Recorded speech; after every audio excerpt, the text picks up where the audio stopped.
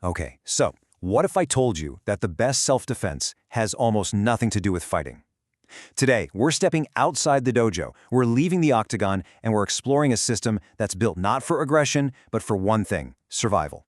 We're going to take a deep dive into the thinking, the techniques, and, yeah, the ethics of a truly modern approach to personal safety, and we're using their own training manuals to do it. So right off the bat, what are we even talking about here? When you hear self-defense, your mind probably jumps to martial arts, maybe something like MMA.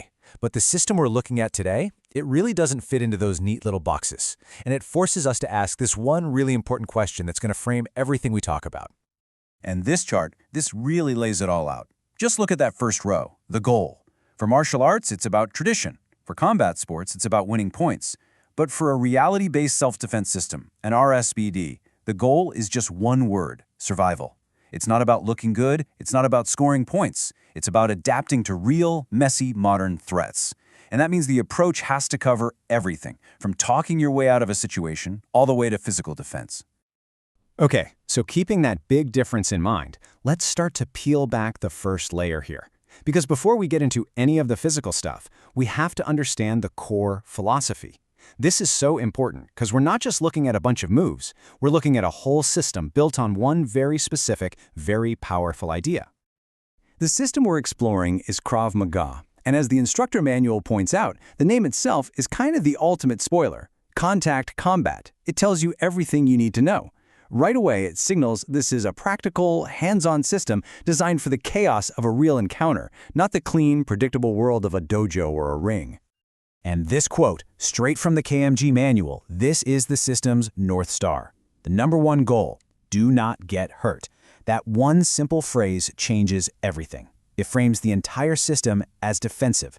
The main goal isn't to win or to prove you're tough, it's just to avoid injury and get home safe. You see the difference? It's a system built on preservation, not aggression.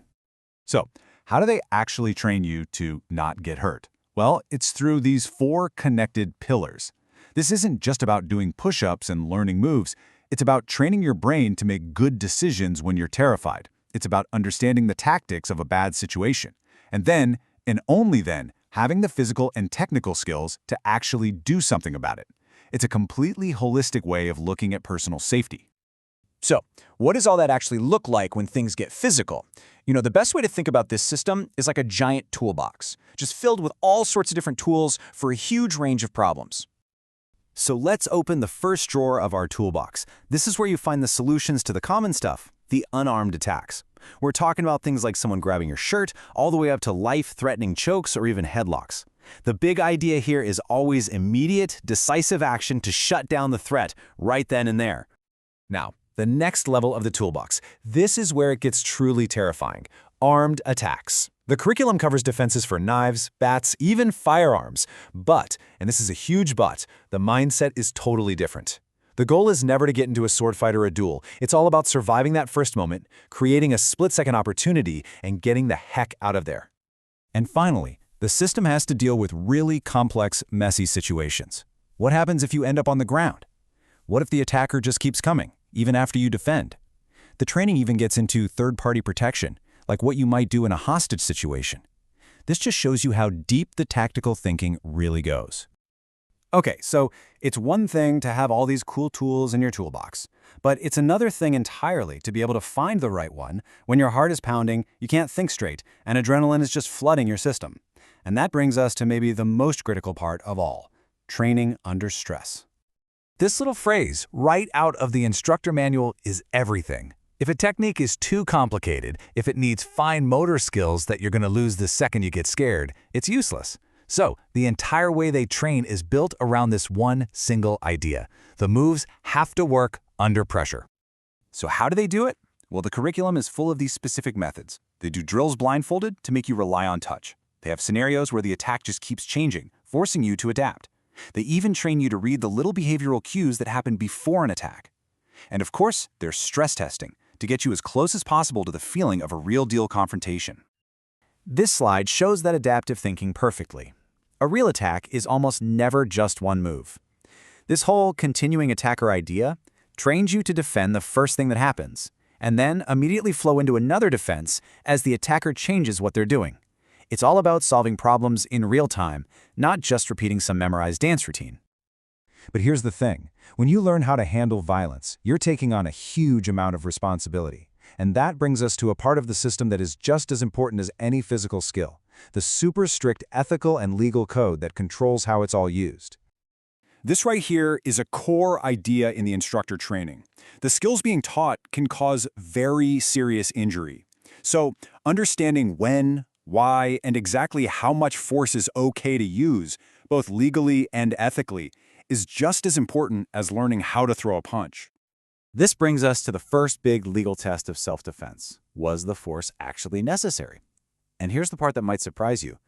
Often, the best self-defense uses no force at all. De-escalating, running away, that's always option number one. Using physical force is always the last resort.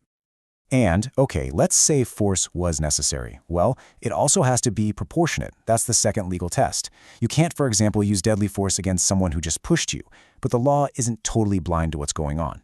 Things like a weapon being involved or a huge size difference, all of that context matters when deciding what's a proportionate response. And these values, taken straight from the instructor manual, they just drive that whole defensive mindset home. Things like respect for human life, nonviolence, prevention of violence. These aren't just feel-good phrases, they are the foundation of the whole system and they shape every bit of the training. And look, this isn't some informal training program cooked up in a garage. To make sure these high standards are actually being met, the instructor course is structured and it's accredited. As you can see here, it's recognized by NCFE, which is a national awarding body in the UK. That tells you a lot about the quality and the seriousness of the education. And all of that leads us to this really powerful quote from the founder, Demystifying. It just brings everything we've talked about full circle. The end goal isn't just to make people who are good at defending themselves. It's to create responsible, good citizens who can protect themselves and others, all while staying within the lines of the law and basic human ethics. So, we'll leave you with this to think about. After digging into the philosophy, the techniques, and the ethics of a system like this one, it becomes pretty clear that real self-defense is about so much more than just being able to fight. It's about awareness, it's about making smart choices, it's about responsibility, and at the end of the day, it's about preserving life.